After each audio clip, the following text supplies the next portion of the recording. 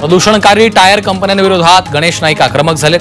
जनता दरबारादरम्यान नाईकांनी फोनवरून अधिकाऱ्यांना सुनावलं। नियमाचा भंग केल्यास कारखाने बंद करण्याचे निर्देश दिलेत, तर कारवाई करून अहवाल सादर करण्याचेही आदेश गणेश नाईकांनी दिले। महाराष्ट्र प्रदूषण नियंत्रण मंडळाचे अध्यक्ष सिद्धेश कदमांनी नागपूर महानगरपालिकेला भेट दिली आहे। दरम्यान त्यांनी प्रदूषण विषयक विविध समस्यांवर महानगरपालिका काय उपाययोजना करते याबाबत आढावा घेतला। त्यानंतर महानगरपालिकेचे आयुक्त यांच्यासोबत संयुक्त पत्रकार परिषद घेतली।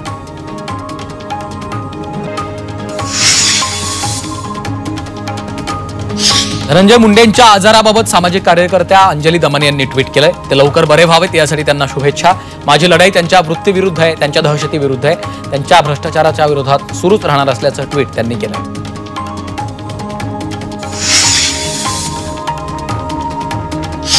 अकोल्यात जागर फाउंडेशनकडून स्वच्छ माझी वारी अभियान राबवलं जातं। या अभियानात दरवर्षीपेक्षा यंदा रस्त्यावर कचरा कमी प्रमाणात दिसून आला। जवळपास कचऱ्याचं प्रमाण 70% घटलंय। अनेक भक्त वारकऱ्यांच्या सेवेसाठी या मार्गावर प्रसादाची सोय करतात, तेव्हा पत्रावळ्या या मार्गावर फेकल्या जातात।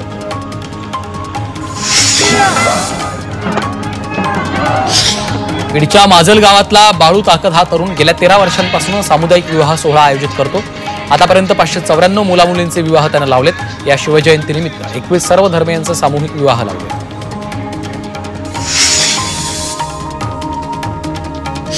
सोलापूर महानगरपालिकेचे नूतन आयुक्त डॉक्टर सचिन ओंबासे यांनी आयुक्त पदाचा पदभार स्वीकारलाय। महापालिकेचे तत्कालीन आयुक्त शीतल तेली उगले यांच्याकडून त्यांनी पदभार घेतला।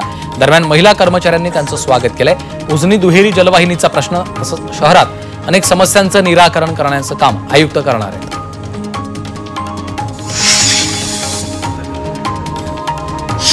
संगमनेरमध्ये बनावट नोटा छापणाऱ्या ठिकाणांवर पोलिसांनी छापा मारलाय। दिल्ली विभागाच्या आदेशानं स्थानिक पोलीस आणि पुणे गुप्तचर विभागानं कारवाई केली। यामध्ये प्रिंटर, कागद आणि इतर साहित्य जप्त करत एका आरोपीला अटक केली आहे।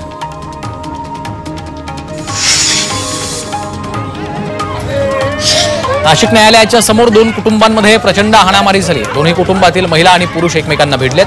पुरुषांकडून महिलांनाही मारहाण करण्यात आली आहे। त्यामुळे जिल्हा न्यायालयाच्या प्रवेशद्वारावरच मोठा गोंधळ झाला।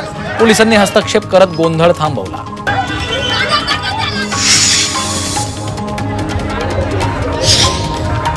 संभाजीनगर शहरातून बुधवारी काढण्यात आलेल्या शिवजयंती मिरवणुकीत काही अतिउत्साही कार्यकर्त्यांनी छत्रपती शिवाजी महाराजांसोबत चक्क कुख्यात गँगस्टर लॉरेन्स बिश्नोईचं फलक झळकवलं। धर्मो रक्षती रक्षितः असा मजकूर त्यावर लिहिला होता। त्यामुळे आता नवा वाद होण्याची शक्यता आहे।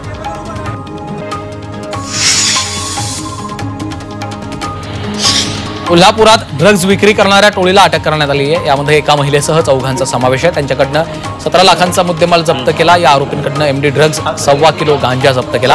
आरोपींच्या शोधासाठी कोल्हापूर पोलिसांनी गोवा आणि मुंबईमध्ये सर्च ऑपरेशन केलं होतं।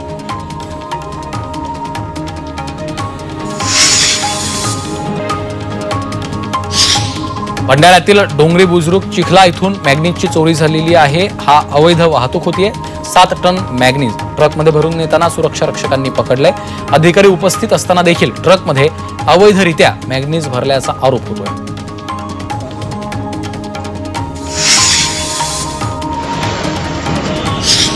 पिंपरी चिंचवडच्या दापोडी परिसरात दहशत माजवण्यासाठी गाड्यांची तोडफोड करणाऱ्या आरोपींची धिंड काढण्यात आली। या आरोपींनी 3 रिक्षा आणि 8 चारचाकींची तोडफोड केली होती।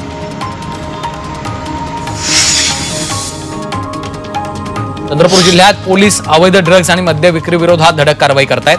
ड्रग्ज विक्री करणाऱ्या टोळीला सापळा रचत अटक करण्यात आली। त्यांच्याकडनं 23.46 ग्रॅम एमडी पावडर जप्त करण्यात आली आहे।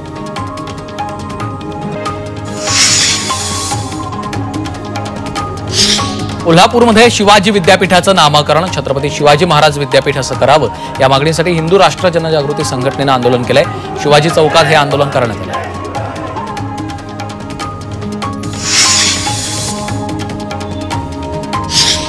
बीड जिल्ह्यातील यशवंतराव चव्हाण नाट्यगृहाची मोठी दुरवस्था झाली आहे। नाट्यगृहाची दुरुस्ती व्हावी यासाठी अनेकदा आंदोलनही करण्यात आली, मात्र पालिका प्रशासनाचे याकडे दुर्लक्ष होते। त्यामुळे आता प्रशासनाने याकडे लक्ष न दिल्यास सामाजिक कार्यकर्त्यांनी आंदोलनाचा इशारा दिला आहे।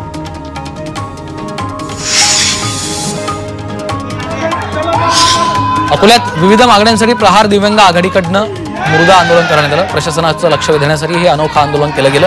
हे आंदोलन दिव्यांग बांधव मोठ्या संख्येने सहभागी झालेले होते। रेल्वे स्टेशन आणि बस स्टँडच्या ठिकाणी दिव्यांग भवनाची निर्मिती करावी अशी मागणी आहे।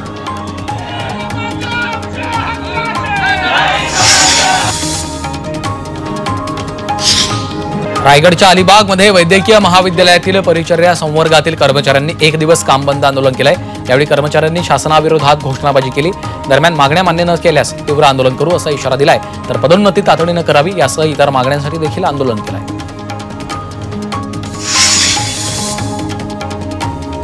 शिवसेना पदाधिकारी अशोक धुडी अपहरण आणि हत्या प्रकरणाला 1 महिना पूर्ण झालाय, मात्र अद्याप मुख्य आरोपी फरार आहे। या प्रकरणातील मुख्य आरोपी अविनाश धुडी भोलवडच्या वेवजी पोलीस चौकीतनं पसार झाला होता। आरोपीला लवकरात लवकर अटक करण्याची मागणी धुडी कुटुंबीय करतायत।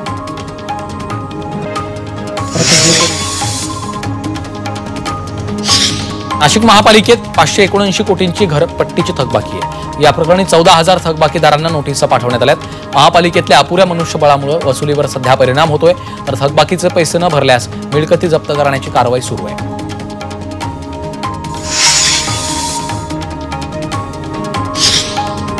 कोल्हापूर महानगरपालिकेनं समान पाणी वाटपाचं धोरण अवलंबलेलं आहे। कोल्हापूर शहरवासियांना वेळेवर समान दाबाने पाणी मिळावं यासाठी मॅनिफोल्ड हा नवा प्रकल्प राबवण्यात येतोय।